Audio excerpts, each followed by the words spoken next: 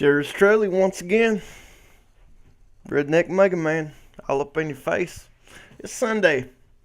I don't even know the date. I don't see where my calendar is, but it's a Sunday where BBC releases some information on who the new Doctor is. Now, if you're an American like me, it's going to take some getting used to watch one of them British shows, Doctor Who. It's been around, man, probably around since like Star Trek, but it's like the British version of Star Trek, but you got this time traveler, and he regenerates at the end of every season. And I just gotta hand it to BBC on this Doctor Who show. Congratulations! Congratulations on picking another white guy.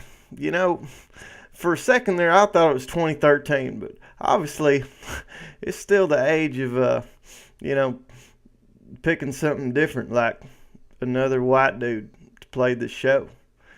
I'll tell you something. They've been carrying on a tradition since the first shows in the 60s of just picking the old crustiest, they look like some old saltine crackers brought in from the side of the alley, man, to play these people. Now, up to the 10th Doctor, David Tennant, he's pretty good. He's a Scottish feller. Oh, that's my phone blowing up, man. That's all my YouTube followers. But, he's pretty good, David Tennant, that feller. He's Scottish, but he played British. And that's why I'm wearing these 3D glasses right here, as a kind of tribute to the 10th Doctor. But, he's pretty good. 11th Doctor, Adam Smith, I think that's his name. Looks like a lead singer for, an emo band from the 90s, or pop, something like a band that would open up for The Cure or something. But he's all right. 10th Doctor's probably the best, as far as my wife would say. She likes the sound of David Tennant's voice. But I'm just curious. It's 2013.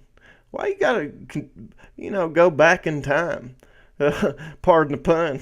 But why you gotta go back in time and pick out some old crusty people again?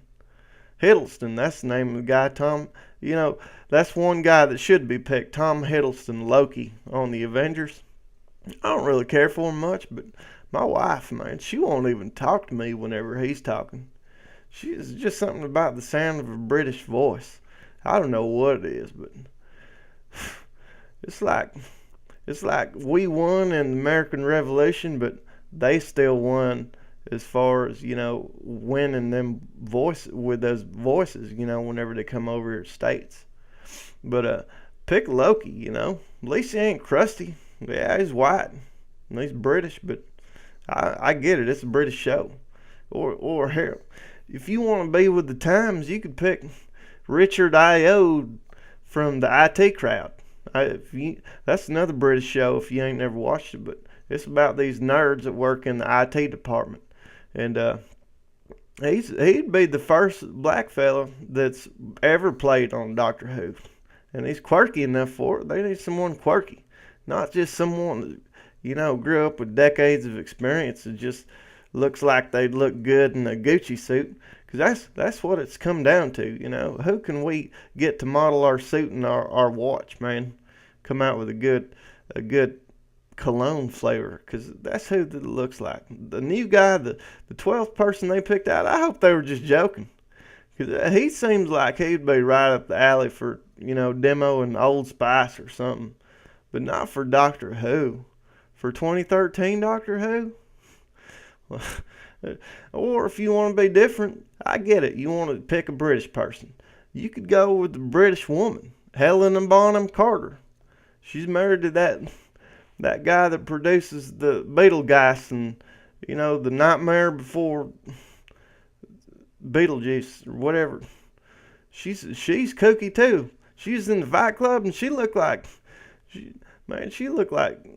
Coraline off a Badass Trip or something. But she could play Kooky Doctor. They ain't no rules saying it's got to be a white, old crusty person. I get it. You want to pick some British people because this is a British show. I got it. Okay? I got it. I ain't about to let Johnny Depp, even though he could play British. But you know, that's all. That's all I got to say. Hell, I could play the 12th Doctor. Hell, I mean, you imagine me as the 12th Doctor? I'd be going back in time and ordering a pizza and then going back before I had to pay for it. So, I'd never have to pay for anything.